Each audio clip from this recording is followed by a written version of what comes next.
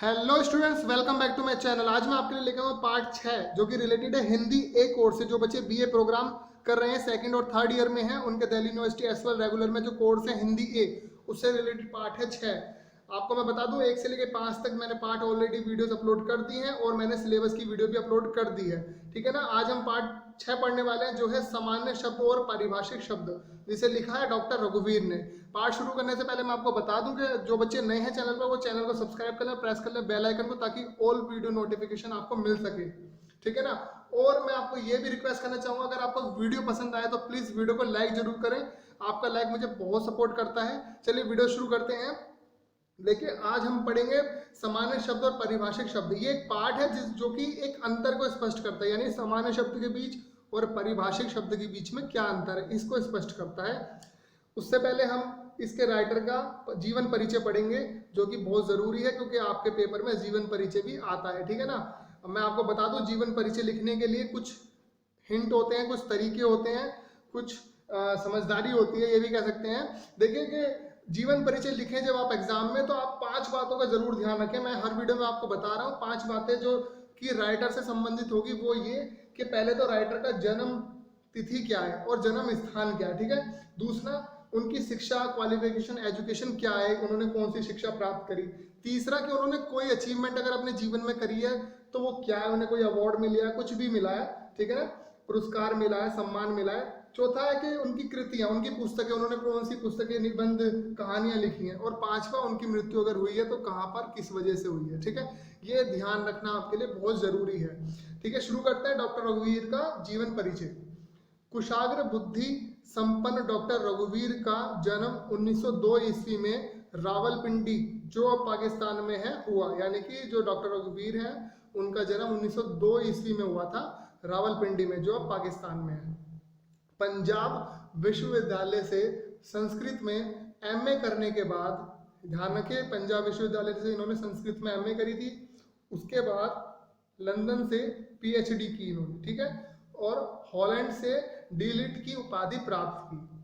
अंग्रेजी, हिंदी, पंजाबी, संस्कृत, तिब्बती, मंगोलियन व बालिनीज भाषाओं का भी इन्हें ज्ञान था। ठीक है, ध्यान रखिए ये भाषा इनको आती थी।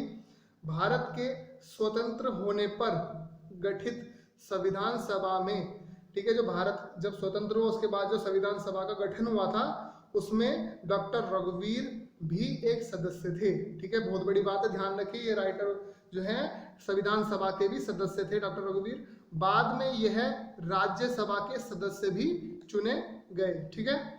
डॉक्टर रघुवीर की कुछ प्रसिद्ध कृतियां इस प्रकार हैं, जो इन्होंने किताबें, पुस्तकें, कुछ कविता, कहानियां, कुछ भी है जो लिखी हैं, उनमें से मैंने सबको मिक्स करके यहाँ पर 2-3 मैंने आपको उदाहरण दिए जो आप ध्यान रखेंगे। ठीक है। पहला है अर्थवेद ऑफ द पेपलादास। ठीक है, अर्थवेद ऑफ द पेपलादास। ठीक है। दूसरा है फान फान यू। फान फान यू एक शब्दकोश है, मैं आपको बता देता हूँ, ये डिक्शनरी है। ठीक है ना। उसके बाद आता है अलीकली विजरम। ठीक है, ये 3 है।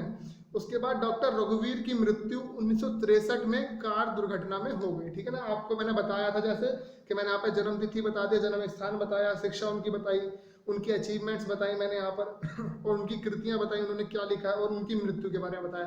तो ये मैंने जीवन परिचय 5-6 जो मेन पॉइंट है उसके अंदर पूरा कर दिया। अगर आप ऐसे लिखेंगे तो आपको अच्छे मार्क्स मिलेंगे, फुली मार्क्स मिलेंगे बल्कि। ठीक है ना। आज अब हम पढ़ेंगे पाठ का सार। ठीक है, ध्यान देते हैं।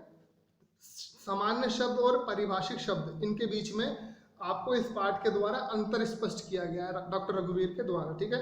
सामान्य शब्द और पारिभाषिक शब्द के बीच अंतर समझने से पहले इनके अर्थों व परिभाषा को समझना अत्यंत जरूरी है। ठीक है।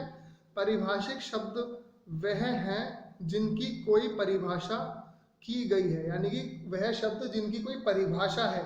ठीक है, वह पारिभाषिक शब्द होते हैं, यानी जिनकी कोई डेफिनेशन होती है जिन वर्ड की। और सामान्य शब्द वह जो अत्यंत सरल होते हैं, बहुत इजी होते हैं, वह रोजमर्रा के प्रयोग में आते हैं। ठीक है ना, जो डेली यूज में हम प्रयोग करते हैं वो ये जो है सामान्य शब्द होते हैं। और जिनकी कोई परिभाषा होती है वह पारिभाषिक शब्द होते हैं। आगे देखते हैं। पारिभाषिक शब्द का अर्थ एक तरीके से और समझा जा सकता है, जिसकी सीमाएं बांध दी गई हों उसे परिभाषिक शब्द कहते हैं, यानी वह शब्द जिसकी कोई सीमा बना दी गई हो, उस सीमा के अंतर्गत ही हम उसे समझते हैं, जानते हैं, पढ़ते हैं, याद करते हैं, उन्हें परिभाषिक शब्द कहते हैं। जैसे अंग्रेजी शब्द डकैती, जिसको हिंदी में डकैती शब्द से जाना जाता है, जिसको परिभाषित कर दिया गया है। जैसे जो डकैती की परिभाषा क्या जानते हैं हम लोग और क्या दी गई है, जब 4 से अधिक व्यक्ति डाका डालने आएंगे या मतलब चोरी करने आएंगे, लूटपाट करने आएंगे, तो उसको डकैती कहेंगे। फिर 4 या 4 से कम व्यक्ति जो होंगे उसे चोरी कहेंगे। ध्यान रखें, तो हमने इस डकैती को एक परिभाषा दी है, जब 4 से अधिक व्यक्ति डाका डालने, चोरी या लूटपाट करने आएंगे, उसे डकैती कहेंगे। ठीक है। परिभाषिक शब्दावली की एक मान्यता यह है कि इन शब्दों को सरल होना चाहिए। कुछ लोग, कुछ विचारक, कुछ चिंतक और कुछ परिभाषिक शब्दावली जो है ये मानती है, ये विचार रखती है, ठीक है, कि इन शब्दों को सरल होना चाहिए, मुश्किल नहीं होना चाहिए। हमारे प्रथम प्रधानमंत्री जो थे जवाहरलाल नेहरू भी परिभाषिक शब्दावली के सरल होने के पक्षधर थे। वे भी चाहते थे कि परिभाषिक जो शब्दावली है वो सरल हो, इजी हो। ठीक है ना, वह भी ये चाहते थे। आगे बढ़ते हैं।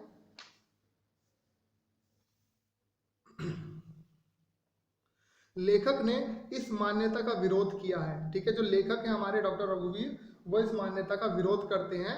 इसके पीछे उनका तर्क है कि, अब इसके पीछे वो वजह भी बता रहे हैं, उनकी वजह है कि परिभाषिक शब्दावली के निर्माण की प्रक्रिया इस तरह की है कि वह सरल शब्दों का निर्माण नहीं कर सकती। जब शब्दों का निर्माण होता है तो परिभाषिक शब्दों की जो शब्दावली है, जिन शब्दों से मेल से बनती है, वह इतनी कठिन होती है कि इनका निर्माण सरल नहीं किया जा सकता। ठीक है, ध्यान रखें आप। अर्थ को स्पष्ट करने के लिए अलग अलग शब्दों के निर्माण की आवश्यकता इस जटिलता को बढ़ा देती है। अब हम इसके अर्थ जब निकालते हैं, अर्थों को बनाने के लिए जब हम शब्दों का निर्माण करते हैं, तो उन शब्दों के चयन की जटिलता इसको मुश्किल बना देती है। ठीक है, उसके बाद इसका आसान होना बहुत मुश्किल हो जाता है। उनके अनुसार सरल उन शब्दों को कहते हैं जो बिना पढ़े लिखे लोग, कुली, बच्चे, गांव के लोग, गरीब, ठीक है, अनपढ़, सभी समझ सकते हैं और सभी प्रयोग कर सकते हैं, वह सरल शब्द होते हैं। ऐसे शब्दों की संख्या बहुत कम होती है। इन 2-4 हजार शब्दों से जीवन की प्रक्रिया नहीं चल सकती। ठीक है ना, अगर हम उन सरल शब्दों के पीछे ही घूमते रहें और उन्हीं की सीमा में रहें तो हम अपना जीवन प्रक्रिया नहीं चला सकते। ठीक है ना, क्योंकि हमारे जीवन स्तर हर समय बदलता रहता है।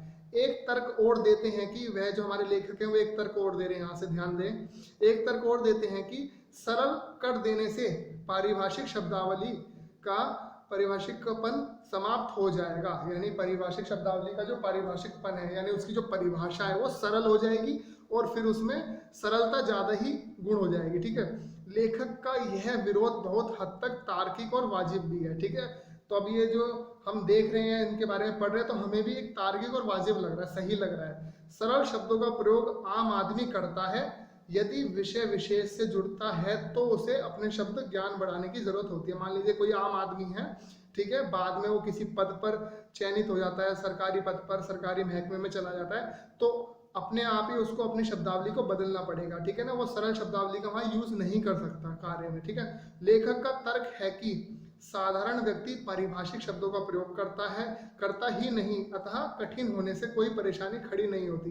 यानी कि जो साधारण व्यक्ति है वो कभी पारिभाषिक शब्दों का प्रयोग करता ही नहीं है। ठीक है ना, वो तो सिर्फ सरल शब्दों का प्रयोग करता है, तो इसलिए कठिन होने से कोई परेशानी ही नहीं है। कठिन शब्द एक अलग प्रकार के व्यक्ति यूज करते हैं जो एक अलग लेवल पे या अलग किसी महकमे में, अलग किसी पद पर चयनित हो गए हैं। ठीक है ना, और अलग किसी की वैल्यू रखते हैं समाज में। ठीक है, परिभाषा करके शब्दों की सीमा निर्धारित करने से पारिभाषिक शब्द का निर्माण होता है। ठीक है ना, जब हम किसी चीज की परिभाषा देते हैं उसी से पारिभाषिक शब्दों का निर्माण होता है। विद्वानों और वैज्ञानिकों द्वारा चिंतन मंथन के द्वारा या के कारण, जब वैज्ञानिकों ने चिंतन करा, विद्वानों ने चिंतन करा, मंथन करा, बातचीत करी, तब शब्दावली का निर्माण होता है और उसकी प्रवीणता नहीं आती। यानी कि जब हम किसी शब्दों को वैज्ञानिक रूप से देखें, ठीक है ना, तो उनमें प्रवीणता नहीं आती, नयापन नहीं आता। ठीक है ना, इसलिए कठिनता इसकी विशेषता हो जाती है, क्योंकि हम उसे आसान नहीं बना सकते, शब्दों को मुश्किल ही रहना पड़ता, तो इसलिए इनकी ये विशेषता बन जाती है। कठिनता जो है विशेषता बन जाती है। तो यहाँ हमारा जो पाठ का सार खत्म होता है। आई होप आपको समझ आ गया होगा पाठ, ठीक है ना। अच्छा लगा होगा, अच्छा लगा तो प्लीज़ वीडियो को लाइक जरूर करें, आपका लाइक मुझे बहुत सपोर्ट करता है। और जो बच्चे पहली बार चैनल पर विजिट कर रहे हैं, मैं उनसे रिक्वेस्ट करना चाहूँगा चैनल को सब्सक्राइब कर लें और प्रेस कर लें बेल आइकन को ऑल नोटिफिकेशन पे, ताकि आपको हमारे चैनल की वीडियोस मिल सकें। हम Hindi, English, political science, history से रिलेटेड कोर्स कर रहे हैं, ठीक है ना। और मैं आपको ये भी पूछना चाहूँगा कि मैंने जो सिलेबस वाली वीडियो बनाई थी, अगर आपने उससे देखी, आपने उनको देखी है वीडियो को, तो प्लीज़ मुझे ये और बताइए कि अगर उसमें कौन सी चीज़ है जो मैंने नहीं डाली है और जिनकी आपको ज़रूरत है ग्रामर पोर्शन से रिलेटेड। वो टॉपिक भी मैं आपको जल्दी करा दूंगा। मैं जल्दी ही दूसरी वीडियो के साथ फिर मिलता हूँ, तब तक के लिए बाय बाय।